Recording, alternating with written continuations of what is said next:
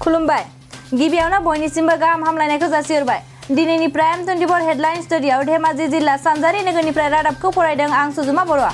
दिनैनि गाहाय रादाबफोरा जाबाय तेलाम फुटबल टुर्नामेन्टनि फिथाइ, धेमाजि जिल्लानि माहारियारि आफादफोरनि गोनांथार फोसावबिलाइ, मेडिकेल साइन्सनि नबेल बान्थाखौ फोसावबाय, पाकिस्तान आरो श्रीलंकानि गेजेराव T20 खेला सोलिगासिनो, डमिनिक टीमा चाइना अपेन 2019 टाइटेल देरहासार जायो, दुलाराय बाथौ गौथुमनि गाहाय नेहाथारिया अबथिरा जिउ गोमाबाय। दानिया फैदो आबुं रादाबाव।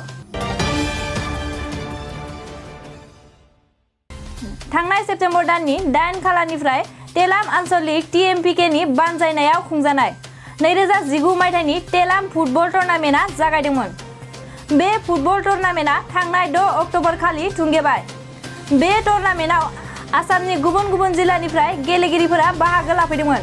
बे गेलेनायनि सेथि बान्था महरै 1 लाख रां, नैथि बान्था महरै 50,000, डिसिप्लिन टीम महरै 20,000 आरो बेस्ट गल कीपारनि थाखाय 10,000 बान्था होनाय जादों। बे टुर्नामेन्टनि सेथि बान्थाखौ गगा मुंनि GMS फुटबल टीमा मोननो हादों। नैथि बान्थाखौ तिनसुकियानि श्रीपुरिया फुटबल टीमा मोननो हादों। डिसिप्लिन टीमनि बान्थाखौ बड'लेण्ड आर्मी फुटबल टीमा मोननो हादों।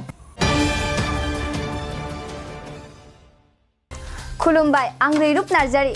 धेमाजि जिल्ला दुलाराय बर' फरायसा आफाद, धेमाजि जिल्ला खौसेथि बर' सुबुं आफाद, जनाय जिल्ला बर' थुनलाइ आफाद, धेमाजि जिल्ला दुलाराय बर' आइजो अनसाय आफाद, दुलाराय बर' गुदि फोरोंगिरि आफादा आरो बोखावै लखिमपुर जिल्ला XBLT अनसाय आफादा आरो बोखावै लखिमपुर जिल्ला XBLT अनसाय आफाद सोलिफुबाय थानाय फुजा मेला एबा लोखि फुजा दुर्गा फुजाफोराव लाइमोनफोरजों लोगोसे बैसोगोरा सुबुंफोराबो जुवा गेलेनाय, जौ लोंनानै दावराव दावसि खालामनाय, फेग्रा मुवा जेरै ड्राग्स बाहायनाय, लाइमोनफोरनि मबाइलाव गेम गेलेनानै ओरैनो सम बारग'होनाय, आलायजाब्रे ड्रेस गाननानै हारिनि आंगो हारिमुखौ मेमब्रां खालामबोदों। गुबुन फारसेथिं हाबा जाखानाय हौवा हिन्जावफोरा गथ' गथाय थाखानायनिबो गुबुन हौवा हिन्जावफोरजों लांखारलायनानै हाबा जाफिननाय जाथायफोरा बर' हारिखौ गाज्रि दिग फारसे बोलांदों।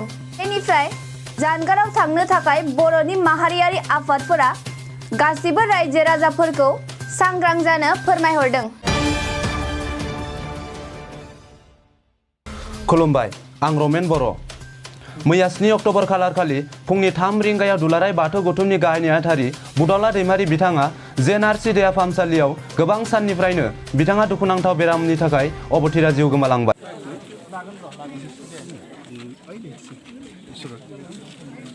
सुलु मोननाय बादिब्ला आसामनि दाब दाब जायगानि बाथौ थानसालिफोराव मानगोनां बुदला दैमारिनि सोलेरखौ दैबायदों।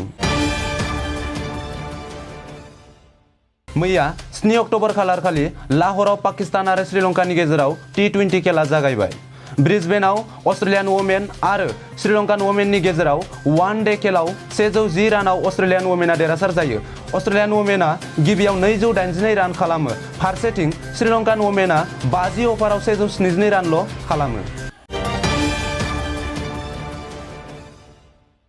थांनाय 6 अक्ट'बर खालारखालि बेइजिंआव जानाय चाइना अपेन 2019 टाइटेलखौ डमिनिक टीमा देरहासार जायो। गाहायै बिथांनि हेंथायै स्टेफेन्सआ गेलेनाय जादोंमोन। गाहायै बिथाङा गिबि राउन्डआव 3 पइन्ट्स, नैथियाव 6 पइन्ट्स, थामथियाव 6 पइन्ट्स मोनना देरहासार जायो। गाहायै बिथाङा USनि $7,33,990 रां बान्था मोननो हायो। मैया 7 अक्ट'बर खालारखालि मेडिकेल साइन्सनि नबेल बान्थाखौ फोसावनाय जाबाय। गाहायै बे बान्थाखौ देरहानो हानाय 3 बिगियानगिरिफोरनि मुङा जादों उइलियाम G. केनिल, सार पिटार J. रेडक्लिफ आरो L. सेमेन्जा।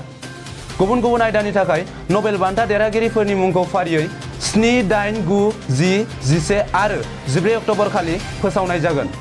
8 अक्ट'बर खालि मुवा बिगियान, 9 अक्ट'बर खालि रासायन बिगियान, 10 अक्ट'बर खालि थुनलाइ, 11 अक्ट'बर खालि गोजोन आरो 14 अक्ट'बर खालि रांखान्थि बिगियाननि नबेल बान्थाखौ फोसावनाय जागोन। दिनैनि रादाबखौ एसेयावनो फोजोबनाय जाबाय। गोजोन्थों।